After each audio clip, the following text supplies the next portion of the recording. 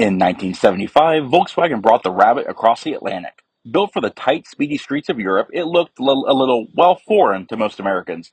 It didn't take long, though, for city dwellers to discover the advantages of driving something smaller, more nimble, more fuel efficient, and more versatile than they were used to. Today, just like the original, the Rabbit is designed with the metropolitan motorways in mind. This is a 2008 Volkswagen Rabbit, a compact German hatchback that, let's be honest, most people probably don't remember and even far fewer care about. But here's the thing. Underneath the safe round shape and subtle VW styling, this little two-door hatch is riding something kind of cool.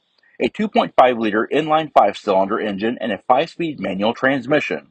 And no, that's not a typo, 5 cylinders. VW brought the Rabbit name back to the US in 2006 as sort of a nostalgia play, but what they ended up building was a shockingly refined German-built compact with some real charm, even if nobody really noticed. Inside, it's way nicer than you'd expect for an economy car from 2008. And out on the road, that 5-cylinder pulls with a weird, lumpy kind of enthusiasm that's unlike anything else in its class. In this full review, we're going to take a look at everything: the exterior design, what's under the hood, the interior quality, how it drives, and whether or not this forgotten VW deserves a second look in 2025. This is a 2008 Volkswagen Rabbit two-door, and this is Neighborhood Car Reviews.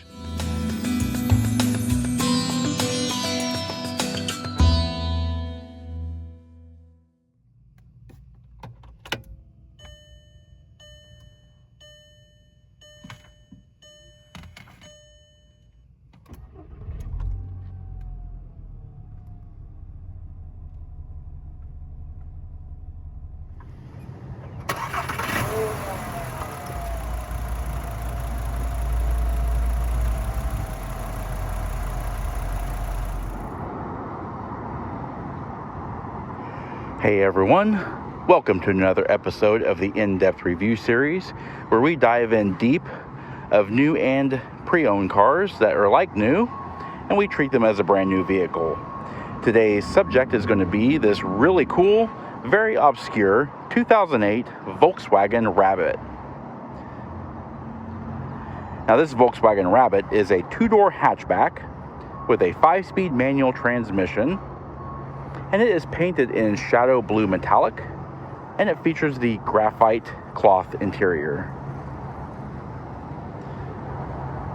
If I can find it online, I will have full pricing on screen with the options list in the description box below from when this car was brand new.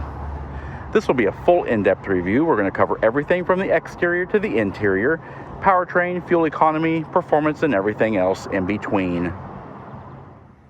Opening the hood on the Rabbit is easy. First, we unlatch the hood from inside the release, then walk around to the front of the car, fumble around until we find the safety release. Once open, we get to take a look at what powers this car. Power is sent to the front wheels via a cast aluminum block and head naturally aspirated 2.5-liter dual overhead cam, 20-valve inline 5-cylinder engine. This engine features electronic sequential multi-port fuel injection and sports a 10.5 to 1 compression ratio. In its current tune, this engine creates 170 horsepower at 5,700 RPM and 177 pound-feet of torque at 4,250 RPM. The Rabbit can accelerate from 0 to 60 miles per hour in 7.8 seconds. 0 to 100 miles per hour comes in at 21 seconds, with the quarter mile hitting in at 16 seconds at 87 miles per hour. Top speed on this car is electronically limited to 125 miles per hour.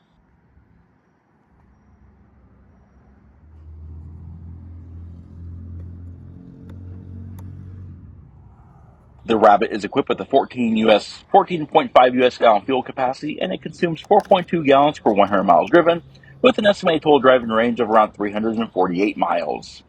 EPA fuel economy figures are 22 miles per gallon in the city, 29 miles per gallon on the highway, and a combined average of 24 miles per gallon.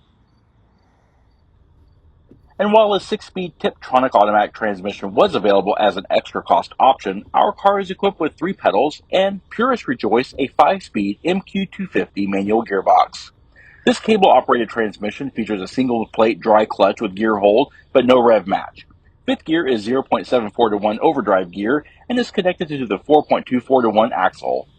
Steering on the Rabbit is electromechanical, power-assisted, speed-sensitive rack and pinion with 3 turns lock-to-lock and a 35.8-foot turning radius. Steering has a 16.2 to 1 overall ratio.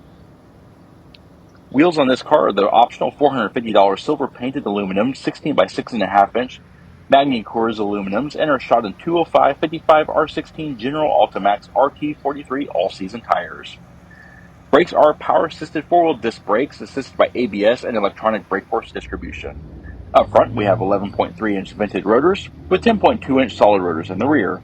The brakes can halt the Rabbit from 70 miles per hour to 0 in approximately 174 feet. Now, as we walk along the rear of the car, of course, I will cover the rear in depth, but it looks pretty much like any Volkswagen hatchback would, albeit just a little bit smaller. The tiny footprint is great for city driving, and of course, the excellent fuel economy lends it to be even better.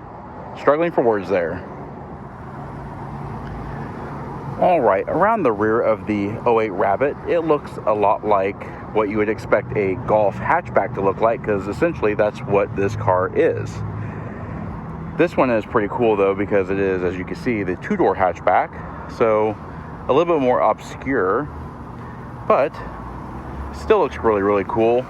Nice slab sides, large greenhouse area, easy entry to the back seats. Nice usable luggage area back here, of course. You have these really nicely styled flow down tail lights with translucent red lenses. You've also got the red indicators back here. They are bisected right down the middle. And then of course you have the rear fog lights if the car is equipped with such, and the reverse lights as well. This section of the lights though, they don't light up. The Volkswagen logo also doubles as the trunk release. And of course we do have a single rear wiper back here.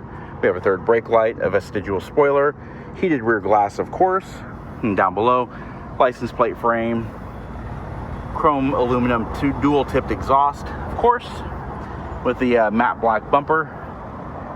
And then of course we have the Rabbit logo, which is really, really cool. Rabbit 2.5 for the engine designation.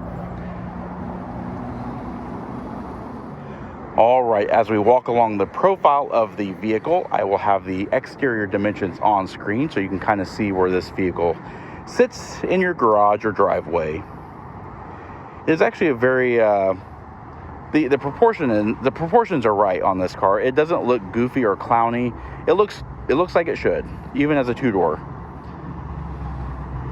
All right, now as we walk along the front of the vehicle, just like we did in the rear, we're going to cover the front end styling in depth.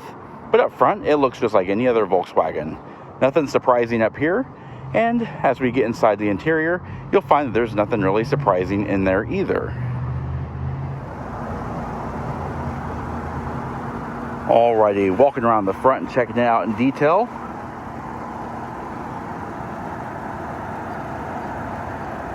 Very traditional Volkswagen look. Up front, doesn't really look out of place for any of the other product line, which is a good thing. We do have manual fold-away mirrors, of course, up here, and they are body colored with the turn repeater, LED turn repeaters underneath the mirrors, in lieu of having a fender mounted unit. Coming down into the clear lens halogen headlamps, look closely and you can see the Volkswagen logo in there. This is your high beam, of course, and of course your driving lights and your turn indicators. Little bumperettes here, side markers here, and the absence of fog lights. But you do have your upper and lower intakes, and of course you have your large Volkswagen roundel.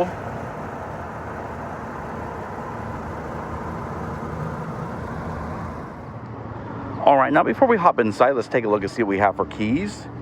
The first key is just the valet key. So you would hand this to the valet or whatever, with your glove box locked and all that kind of stuff, and this would only start the car. It would not actually open the glove box or anything like that. And then of course you had your master key. It is a traditional Volkswagen key fob. You do have 3 buttons on the front and 1 on the side. You have lock, unlock, and trunk release. And over here you have the red panic button. It is a switchblade laser cut key, typical of what they were back in the early 2000s. Now, this vehicle does not have smart key access, of course, but it does have keyless remote entry. One of the selling points of these vehicles actually was that they were very well equipped for their price and their size point. So let's go ahead and hop inside and check out the interior. First thing you will notice is the very wide opening door allows for very easy access to the interior. And I do have the front seat dimensions on screen. This car is very roomy, even for the two-door style that it is. Now let's take a look at the door panels. The door panels are nice and long, and they would have had trim on this portion here, but that since has come off. I'm not really sure what happened to it, but anyway, that would have been a cloth trim similar to what was on the seats. So we do have a soft vinyl grained door panel with this brushed aluminum style trim. Goes all the way across the length of the door into a satin silver door pull, powered door locks, the A-pillar mounted tweeter as part of the premium standard, believe it or not, 10-speaker audio system. We've also got the door pulls here, additional door speakers here, power window controls here, power mirror controls, and if you turn the dial, that turns on the mirror heaters. In addition, you also have generous amounts of storage with a carpeting floor in the door panels with a bottle holder, and you've also got your trunk release and your fuel door release. All right, taking a look inside the driver's side area, we do have a positional air vent that you can turn off and on. We've also got headlamp controls. You can just turn them off and on. There's no parking lights or anything like that. Instrument panel brightness and dim, more of that satin silver trim. And you have your hood release here. 3 pedals, of course, because this car is equipped with a manual transmission, so purists rejoice at that. We do have these premium all-weather floor mats, manual seat adjuster here for fore and aft, and then here's your seat back recline, or seat height adjuster, actually, very much like a barber chair. This is your seat back recline here. Very kind of awkward, but it's there nonetheless. And this is your easy entry lever for the rear seat. This chrome bar here just allows the seatbelt to slide back and forth. And this button here allows for headrest adjustments. Alrighty, taking a closer look at the seats and the fabric. The seats are actually very comfortable and they are very supportive, very typical of a Volkswagen. The seat material is kind of grippy. It's a kind of an odd cloth. It has this ribbed pattern on the center portions of it, so grip is extra good. I do believe you can opt, or has standard in the 4-door, to have heated seats. I believe it's an option on this car. All right, now let's hop in the interior and check out the rest of the front seat area. All right, now that we're inside, let's pan through the interior, show more details. A neoprene wrapped 3-spoke steering wheel. Very basic in the fact that it doesn't have any buttons at all on it. It is just a steering wheel in the purest sense. It does have a chrome Volkswagen logo here, and it does have the dotted area around it. That was very typical of Volkswagen and Audi of this era. Of course, it's equipped with an airbag and, of course, your horn, but you do not have any steering wheel controls on either side of the steering wheel. However, this car is equipped with cruise control, and those controls are over here on the left-hand stalk. Very much like what GM was doing for a while. So this switch up here is your on and off button, and you can also do the cancel as well. And then here would be your set and deaccelerate, resume, and accelerate. And of course, this multifunction lever also does your turn signals and your high beams and flash to pass type of things. Over on the right hand side is simply your wiper washer controls for your front and rear wiper. Now, taking a look at the instrument cluster is very easy to read. It is it's basic in its layout, but all the information is there. You'll see these hour and minutes. This is to set your clock, and then over here is to actually reset your trip computer or your trip odometer.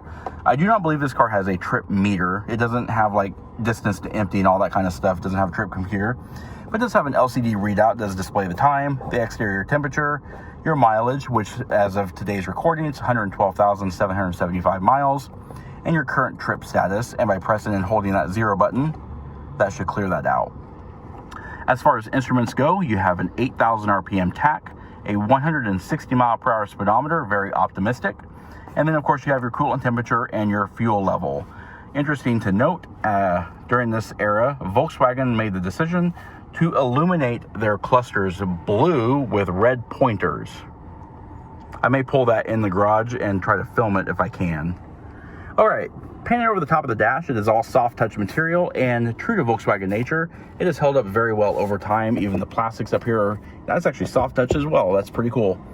And that goes all the way across the width of the dash into your seamless airbag area.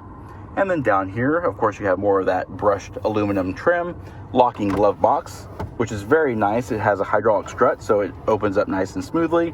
It is flocked inside, has a dedicated spot for your owner's manual. And of course, you can also allow fresh air or cool air from the climate control system to enter into the glove box area. And of course, like I said before, it does lock. All right, taking a look at the center stack of the car. Up here, we do have a diffuser here that can allow the cool air to blow up here as well. It diverts from the vents, but the vents keep their airflow as well. This would be really nice if you have like your phone mounted to a windshield for navigation. This actually would help keep your phone cool, which is a really nice touch. All right, moving down, we do have two positional air vents here. They could be turned off and on. Passenger airbag indicator, four-way flashers. And down here we do have the radio head that controls our 10-speaker sound system. It does feature a CD player, MP3 readback. It does not have, however, a aux cable port. But you do have 6 presets, AM, FM, CD player, all that kind of stuff, bass, treble, balance, fade, on-off volume, all that kind of stuff. Very basic in its controls, but a pretty nice radio unit. Down here we do have manual climate controls. Temperature controls are over here. Then of course you have your fan speed. And then your panel distribution here. Very easy to operate. Front or rear defroster, AC, and recirculate. Your front defroster is here. Moving down, we do have our anti-skid reduction or stability control, basically what it is. That's a power switch for it. Got some blank switches here. Nice little open cubby hole there, and a very handy 12-volt power point. Also in the console, you do have these handy little grip handles for the driver and passenger. And of course, we have our 5-speed manual transmission. You can also opt for the Tiptronic 6-speed automatic transmission as well. All right, moving down the center console, there is no armrest, but there are 2 cup holders. There is a proper handbrake and some small storage here, and a rear cup holder. I really wish, though, that there was an armrest. That's one thing that this car does lack. All right, so there you have it. That is the front portion of the Volkswagen Rabbit. Take a look at some of the overhead stuff and then move on to the back seat. Overhead, we have a windshield-mounted manually dimming rear view mirror. And then, of course, overhead, we do have overhead reading lights.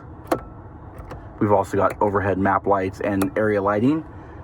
And then we've also got our sunglasses holder here as well. Sun visors do slide down, and they do feature illuminated vanity mirrors. By opening the vanity mirror cover, it turns on your ceiling mounted light. The sun visors also swing out, but they do not, or they also slide out, but they still have quite a bit of ways to go in offering added protection, but still a nice touch in a car of this price point. And of course, we also have dampened overhead assist handles. All right, you will really appreciate the wide opening doors when it comes to entering and exiting the rear seat. Doing so is very easy. You just lift up on this. The seat back folds forward, and the entire seat assembly slides forward. That allows easy access to the rear seat of this car. And on screen, I do have the rear seat dimensions. So even for a car of this size, the car is not terrible. Also, what's really nice to note is it is a 60/40 split folding seat, and it does have 3-point belts for all passengers back here. It is a true 3-passenger seating area. We've also got height adjustable head restraints for all passenger seating. The outboard seat passengers also have dampened overhead assist handles. In the ceiling, we do have reading lights and tons of glass to look out, so no worry about getting motion sick back here. Some of the details back here, you do have that material that would be on the front driver's door. It is back here. You also have a speaker. Very conveniently down here, we do have some storage. Nice amount of leg room back here, but no seat back mat pockets for either seats. Here's that cup holder I mentioned before. And of course the floor mats. Another look at the storage here.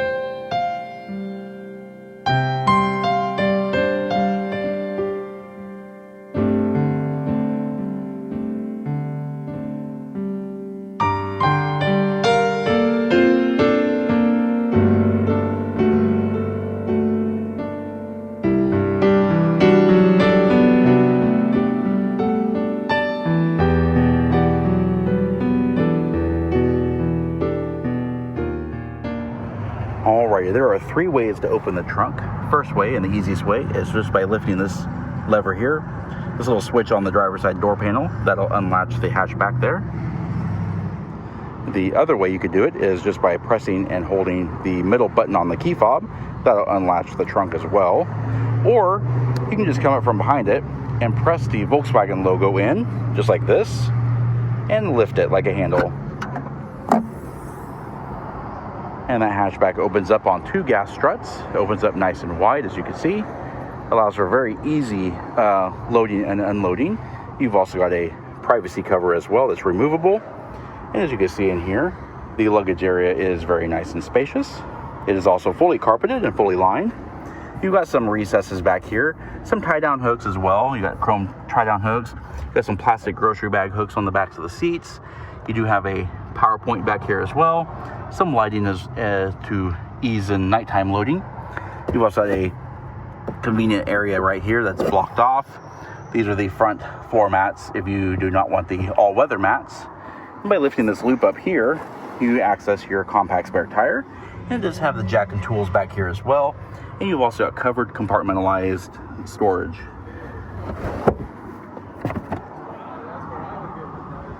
Now, if you want to fold the seats down, first thing you want to do is just unhook this, just like so, and we'll remove that out of the car. But folding the seats is actually very easy. You just pull on these little levers here. You can do it from the back of the car and push the seat back forward.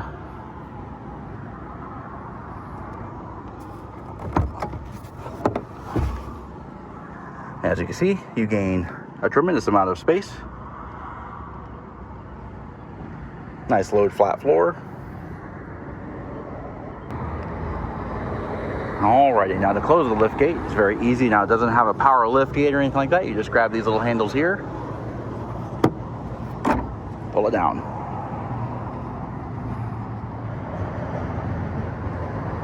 Alrighty, and that does conclude our in-depth walk-around look at the 2008 Volkswagen Rabbit. We hope you found the review informative, and if you did, please comment down below. Also, don't forget to hit the like button and subscribe. Check out our Facebook page at facebook.com/neighborhoodcarreviews and our Instagram channel at BrensoJ1.